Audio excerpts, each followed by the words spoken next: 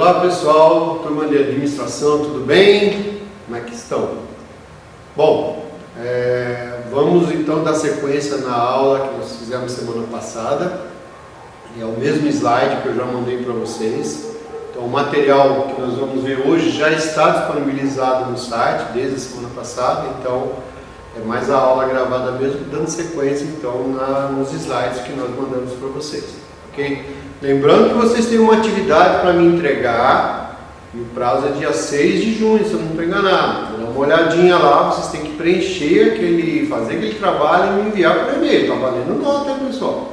Não se esqueça, tá bom? Qualquer dúvida vocês me chamem no WhatsApp, me chamem no e-mail, por favor, mas não deixam de fazer, porque isso vai valer pontos para a média final de vocês, tá ok? Vamos lá então? Só pegando o gancho da aula passada, para a gente só relembrar rapidinho, quando nós estávamos falando nos pontos relevantes, estávamos falando sobre estoques, né, que eram os bens materiais da empresa. Lembrando os tipos de estoque, então pessoal, matéria-prima, aquilo que vai ser utilizado para processar o produto, que vai ser utilizado para a fabricação do produto. Então toda empresa tem estoque de matéria-prima. O estoque de produtos em processo, são aqueles materiais, são aqueles produtos que ainda não foram finalizados e que se encontram na linha ainda de produção, em determinadas fases do processo. Isso é considerado estoque, então a gente chama de estoque em processo. Depois, o estoque de materiais de embalagem, que vão ser utilizados para condicionar os produtos acabados. Então é um estoque importante, um item importante de estoque. O produto acabado em si já é o produto final. Nós temos estoque de produto acabado, são os produtos que já foram disponibilizados para venda. E por último, os estoques de suprimentos, que nós chamamos de uso e consumo, são aqueles materiais que não compõem o produto final, mas que são necessários para a sua fabricação. Exemplo, lubrificantes, graxas, peças de reposição para os equipamentos e mesmo os insumos necessários para a atividade, para poder conduzir a atividade administrativa da empresa. Papelaria, materiais de escritório, materiais de limpeza, enfim, todos esses materiais são utilizados para a indústria, porém que não compõem o produto final, tá certo? Então esses são os 5 tipos de estoques que existem numa empresa. Bom, voltando às categorias de estoque de trânsito, são os materiais que foram já expedidos e se encontram entre os canais de distribuição, eles estão em cima dos caminhões em trânsito ou em cima do modal de transporte. Estoque de especulação, são aqueles itens que sofrem constantes oscilações de preço e aí você pode especular com esses estoques, ou seja, guardar esse estoque por um momento onde o seu preço estiver mais caro para ser vendido. Estoque ciclo regular, satisfaz a demanda durante o lead time de fornecimento, ou seja, são aqueles estoques que você atende prontamente a sua demanda. Os estoques de segurança, que protege contra as variações de demanda do ressuprimento. Às vezes uma demanda que não estava prevista por um motivo ou outro, você sempre tem que ter um estoque de segurança para não deixar de atender o seu cliente.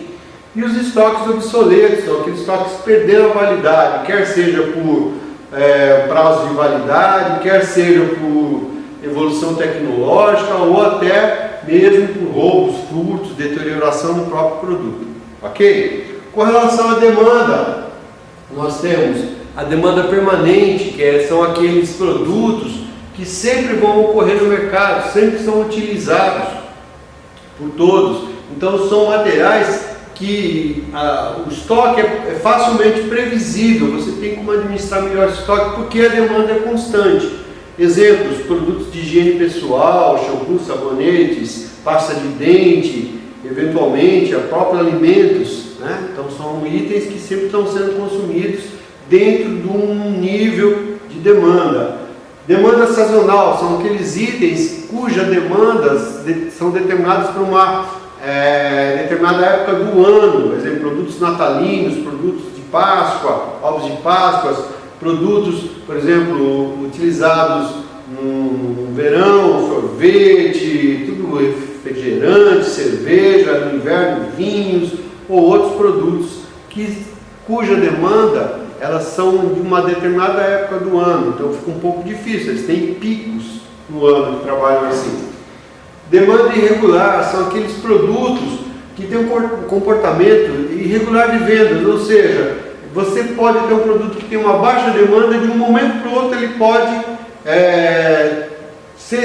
ficar assim, bem consumido, ou seja, bem demandado, sem ter um motivo aparente. Vai depender muito do gosto do seu cliente, vai dar mudanças de mercados, mudanças de época, por exemplo. Então aí nós temos itens de vestuário, roupas que às vezes, ou sapatos, você utiliza, não são tão naquela moda, mas depois voltam, né? Carros que você tinha no ano passado, que eram de 2 portas, hoje não consome mais. Inclusive carros de 4 portas hoje são os mais consumidos, dependendo da cor também. Enfim, são produtos cuja demanda varia muito do comportamento dos consumidores, não tem um motivo específico para isso. Demanda em declínio são aquelas cuja demanda já foram um passado muito alta e hoje elas estão em declínio, ou seja, existe produto no mercado, mas a cada tempo que passa a sua demanda fica menor. Então são produtos que estão ou já em processo de obsolescência ou que já passaram do gosto pessoal, do gosto populacional, e são produtos que existem no mercado, mas que cada vez a sua demanda está menor, tá certo? Demanda derivada, são produtos que demandam da demanda de outro, ou seja, são comprados devido à demanda de outros produtos. Então ele por si só, você não compraria, exemplo, um pneu de carro se você não tivesse o carro. Você não vai comprar um saco de cimento se você não vai reformar a sua casa. Então vai depender muito de outros produtos para ele também continuar sendo vendido. Ok? Então esses aqui só para a gente lembrar a aula passada, pegando o gancho para que a gente venha falar agora. Tá certo? Bom, e aí, agora sim, já a aula nova, nós vamos falar, entender um pouquinho sobre os termos, né? Definição de alguns termos da gestão de política de estoque. Então vamos lá, quando a gente fala assim para vocês, o que é uma política de estoque? Tá certo? Vamos entender o que ela abrange uma política de estoque. Ela consiste em normas sobre o que comprar, produzir, quando e quais quantidades. Inclui também as decisões sobre o posicionamento e alocação dos estoques em fábricas e centros de distribuição. Algumas empresas podem postergar a distribuição do estoque mantendo instalações fabris. Outras podem ter uma política mais voltada à especulação e decidir manter mais estoque na ponta da cadeia de distribuição. E a estratégia de gerenciamento de estoque depende em cada centro ou gerenciamento centralizado que exige maior nível de coordenação e comunicação. Então, ou seja, você pode definir uma política de estoque dependendo de muitas variáveis, mas normalmente são essas aqui que a gente trabalha, tá certo? Desculpa. Nível de serviço. O que significa um nível de serviço dentro da política de estoque? Você tem nível de serviço logístico, é a qualidade com que o fluxo de bens e serviços é gerenciado. É o resultado líquido de todos os esforços logísticos da firma. É o fator-chave no conjunto de valores que as empresas oferecem aos seus clientes para assegurar a sua fidelidade. Então, o próprio está falando, seria o nível de serviço que é prestado pela sua empresa dentro de um foco logístico, tá certo?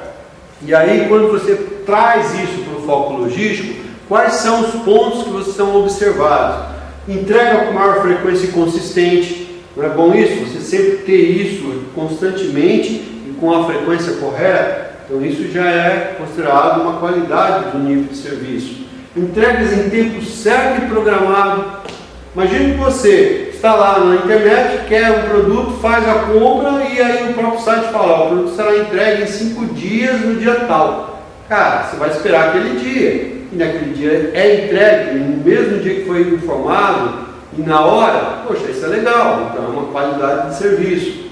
Transações sem erros, ou seja, o produto foi entregue certinho, dentro do prazo, no valor correto, sem defeito, tá certo? Então isso também já é uma qualidade. Disponibilidade de estoque, ou seja, você pediu em 2 dias, em 3 no máximo está ali, ou seja, ou até na loja, você vai para comprar, o produto tem estoque. É ruim quando você chega num lugar e vai fazer a aquisição de um produto, falar, olha, não tem estoque, você tem que encomendar daqui 30 dias, daqui 40 dias. Você pode até não fazer a compra, dependendo se ele não tem o produto na hora, porque muitas das compras são feitas por impulso, ou seja, você está com vontade de comprar naquela hora. Se você for para casa e deixar, talvez você não vai querer comprar no outro dia. Então, por isso que tem que ter esse produto disponível para você levar. Reposição contínua de mercadorias, a mesma coisa. Você vai no mercado, numa loja, numa gôndola, sempre tem que ter o produto lá. Por mais que ele seja demandado, sempre tem que ser reposto. Entrega direta para os pontos de uso, mesma coisa. Aí, no caso, nós estamos falando do canal de distribuição do varejo. Movimentação paletizada, ou seja, facilite o transporte, a movimentação daquele item dentro das áreas de estocagem, dentro dos depósitos, armazéns, CDs. E capacidade de transmissão via EDI. EDI é um programa, é Electronic Data Information, é um software de transações eletrônicas que você faz dentro da política de estoque, ou seja, a partir do momento que você tirou o item da prateleira, já sai uma informação dentro do sistema para repor aquele item, né? Então é assim que funciona, ok? O que é um estoque médio? Né? Falando em estoque médio, vocês já ouviram falar, bom, estoque ok, eu sei o que é estoque, mas o que é um estoque médio? O estoque médio compreende a quantidade de produtos normalmente mantidos em estoque, ou seja, o que você tem que manter para poder ter um atendimento de nível de serviço bom. Então é um estoque médio, é aqueles itens que tem que ser mantidos sempre no estoque. O estoque médio é formado pelos seguintes componentes: base, segurança e trânsito. Então, ou seja, estoque médio são 3 tipos de estoque companheiro, né? Vamos dar uma olhadinha em cada um, né? O que é um estoque básico? Estoque básico é a porção do estoque médio que se recompõe pelo processo de ressuprimento. Ou seja, aquilo lá que está na estante, que está na prateleira, que está lá na gôndola, e a partir do momento em que ele saiu, tem que ser reposto, né? No início de um ciclo de atividade, esse estoque está em seu nível máximo. O atendimento diário a clientes vai reduzindo o estoque até o seu ponto de pedido e ressuprimento, de forma que as mercadorias cheguem antes que ocorrer a falta. Então, ou seja, quando chegar num ponto de ressuprimento, e esse ponto de ressuprimento é determinado pela demanda do seu estoque de segurança, que a gente vai ver depois, ele tem que ser reabastecido. Esse ponto de ressuprimento, ou esse pedido de ressuprimento, ele vai ser gerado a partir de um determinado nível de estoque. E aí tem que fazer umas contas que depois, lá na frente, nós vamos ver como funciona isso, tá? Considerando apenas o estoque básico, o estoque médio costuma ser normalmente a metade da quantidade pedida no ponto de ressuprimento, né? Então, ou seja, se nós pegarmos o estoque médio, ele normalmente vai ser a metade daquilo que se costuma pedir quando o ponto de ressuprimento surgir. Ou seja, quando chegar na metade, ele tem que ter uma reposição, tá certo? Estoque de segurança, né? O estoque de segurança, uma parte do estoque médio é destinada a suportar o impacto das incertezas usadas somente no fim do ciclo, se o ressuprimento, quando a demanda é mais alta do que a esperada em períodos de ressuprimentos mais longos. Então, ou seja, o estoque de segurança, ele vai existir junto com o estoque básico, só que ele vai ser uma quantidade que nós vamos determinar ali, exatamente o nome está falando, uma segurança. Imagine que eu tenho uma demanda mais ou menos regular e essa demanda ela não sofre muita oscilação. Porém, mesmo ela não sofrendo, eu posso prever um estoque de segurança caso haja um pico maior, essa demanda seja atendida. Vou dar um exemplo, imagine uma empresa de telhas, coberturas, tá? A empresa onde eu trabalhava, a Brasilítica, a gente sempre tinha um estoque de segurança. Por quê? Porque nós trabalhávamos normalmente, tá, com um estoque, uma demanda média, uma demanda regular. Só que vou dar um exemplo, chega a época de chuvas, você tem lá várias chuvas muito fortes em determinadas regiões, que pode dar um vendaval ou mesmo uma chuva mais de granizo, que pode furar lá as telhas, e aí o que ocorre?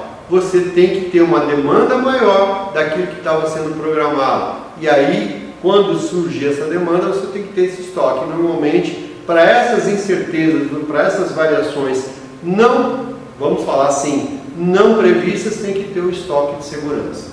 Tá? O princípio básico do estoque de segurança é que uma parte do estoque médio deve ser destinada a cobrir variações de incerteza de curto prazo de demanda de tempo.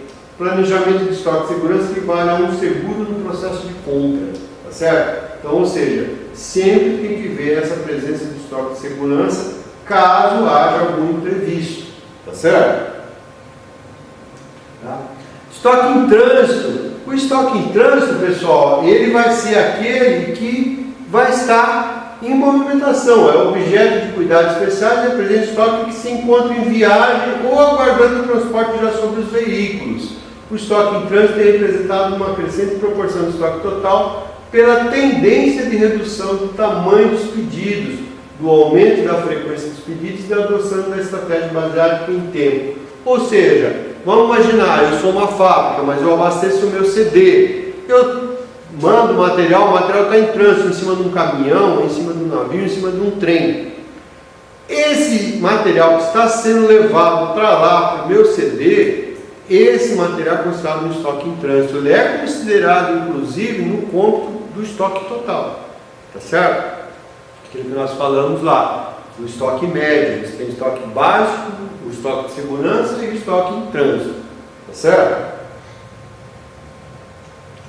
Bom, e aí quais são as características desse controle de estoque, né, que a gente vai ter que fazer? Você vai ter custos associados a pedir e manter, tá? Então, ou seja, para você poder gerir seu estoque, nós vamos ter alguns custos que vão estar ligados ao pedir, ou seja, emissão de pedido e manter esse estoque. Objetivo de estoque de custos, nível de serviço e previsões das incertezas.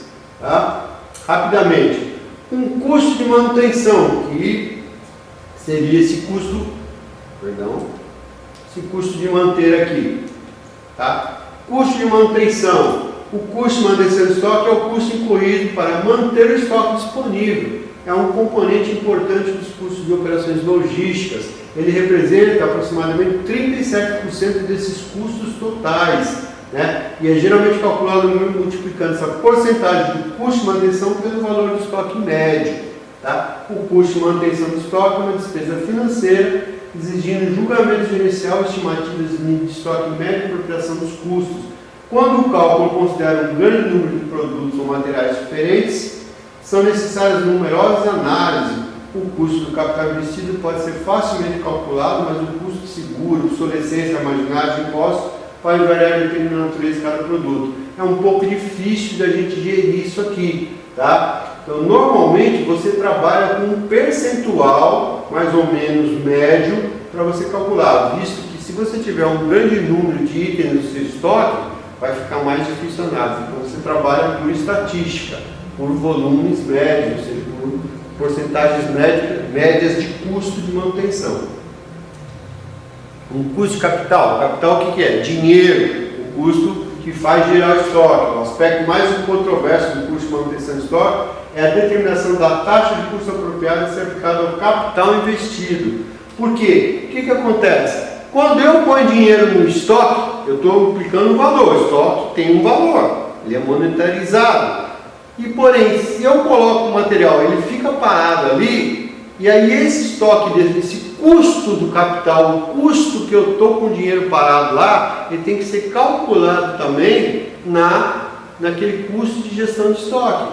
Porque esse dinheiro que eu estou deixando parado no estoque, eu poderia estar usando para fazer outra coisa na minha empresa, né? Então, por experiência, né, muitas empresas mostram que os valores variam entre a taxa básica de juros, que no Brasil a taxa básica é a Selic, que tem oscilado entre 6,5% a 15% e até 20%. Hoje, isso aqui está para vocês verem como isso muda, a Selic hoje está em torno de 3%. É a menor taxa que nós já tivemos de juros, né, do Brasil de todos os tempos. Tá? Para vocês terem ideia. E isso aqui que eu estou colocando para vocês é o início do ano, quando nós estávamos com taxa média aí de 6, 6,5, agora nós já estamos a 3, mas isso tudo em virtude de outros fatores que fizeram com que o governo abaixasse a redução da taxa de juros, né? Então, no caso aqui, a Selic seria seria uma taxa de oportunidade com que o mercado está disposto a remunerar o capital se estivesse investindo em estoque. Ou seja, o dinheiro que eu estou parado lá, teoricamente ele teria que ser um custo menor que essa taxa de Selic, porque senão não valia a pena eu deixar o dinheiro parado lá. Seria melhor, em vez de eu fazer estoque, aplicar o dinheiro no mercado financeiro. Tá? Então, quando são usadas taxas mais altas, essa é aquela aplicada no retorno do investimento para a oportunidade de investimento. Ou seja, você pode trabalhar com outras taxas, mas basicamente é a Selic que nós temos. Tá? Existem impostos, o estoque gera custo, gera imposto. Aqui no caso da região dos Estados Unidos, tributa o estoque com propriedade, enquanto está armazenado em instalações de distribuições. No Brasil não tem esse tipo aqui. No Brasil, assim, a alíquota do imposto é a base de cálculo, geralmente difere da região para região. Normalmente o imposto é calculado sobre o volume de estoque em determinado dia do ano ou sobre o estoque médio em determinado período. Tá? Então vai lá, você vai tirar uma fotografia da sua empresa, entre aspas, né? Fotografia não de forma literal. Naquele determinado momento, em determinado mês ou da época do ano, se faz um cálculo de quanto estoque você tem lá, em cima daquele estoque se aplica uma taxa de imposto que tem que ser recolhida. Tá? Seguro para manter esse estoque. Esse estoque, se você está lá, você tem que fazer o seguro. Ninguém é bobo deixar um material parado sem fazer o seguro. Normalmente é calculado com base na estimativa de risco, ou seja, quanto de risco está exposto àquele seu estoque, a natureza do produto e as instalações onde ele está feito. Produtos de grande valor, facilmente sujeitos a roubos e produtos perigosos, como combustível, por exemplo, tem custo de seguro mais elevado, ou seja, quanto maior o risco, maior a taxa de seguro. Os custos seguros também dependem das características preventivas das existentes das instalações, como câmera de segurança, sistema automático de extinção de incêndio, etc. Então, assim, se você tem uma instalação, um armazém, onde tem um dispositivo de combate a incêndio eficaz, câmeras de monitoramento, então isso faz com que o seguro seja menor, né? Mas é um custo considerável para a manutenção de estoques. Né? E um custo de obsolescência, essa palavra sempre vocês vão estar ouvindo quando se fala em estoque, né? Então é a perda de utilidade de um produto armazenado que não está mais coberto pelo seguro. Também podemos incluir produtos que se tornam obsoletos pelo modelo, como eu te falei. Você pode ter obsolescência para perda de prazo de validade, por produtos que já foram em evolução tecnológica, já deixaram de ser utilizados, ou mesmo por roubo, furto ou danificação. Né? Então, os cálculos desses custos são baseados na experiência passada relativamente à quantidade de produtos que devem ter seus preços rebaixados e quantidades que devem ser descartadas. O custo de obsolescência deve ser tratado com cautela e deve ser limitado à perda direta relativa à armazenagem do estoque. Certo? Ok? E só para a gente poder finalizar essa parte aqui, temos o custo de armazenagem. O custo de armazenagem é o custo de permanência incorrido com as instalações, sem considerar o custo de manuseio dos produtos. Depende do tipo de depósito utilizado. Por exemplo, público ou próprio, por exemplo. Não necessariamente você precisa estocar seu produto num armazém seu. Você pode alugar um estoque, um armazém onde vai ser estocado o produto. Em depósitos próprios, a despesa da depreciação anual deve ser apropriada por meio de uma taxa padrão por metro quadrado ou metro cúbico, multiplicando essa quantidade de dias em que o espaço físico foi usado. O valor apurado pode ser então dividido pela quantidade total de unidades do processo processado no depósito. Em depósito público, o preço do serviço normalmente inclui um componente de armazenagem calculado sobre o valor do estoque no fim de cada mês. Os preços de armazenagem mensais baseiam-se no uso do espaço e são calculados de forma a cobrir custos fixos da instalação. Vai depender de onde você está estocando o seu produto, se é no seu depósito próprio ou depósito público, tá certo? Mas é um custo que você tem considerado na hora de você manter o seu estoque. Pessoal, assim, eu vou ser breve nessa aula de hoje, porque senão fica muita informação para vocês. Na aula que vem eu termino essa parte de custos, tá certo? E a gente depois vai começar uma parte mais prática, talvez não na próxima aula, mas numa aula seguinte, onde a gente vai fazer alguns cálculos, alguns exercícios, para a gente calcular ponto de reposição, ponto de ressuprimento, lote econômico de compra e calcular esses custos de manutenção de estoque. Perfeito? Bom, pessoal, obrigado então. Ficamos com uma próxima, tá certo? É isso aí. Um grande abraço, até a próxima.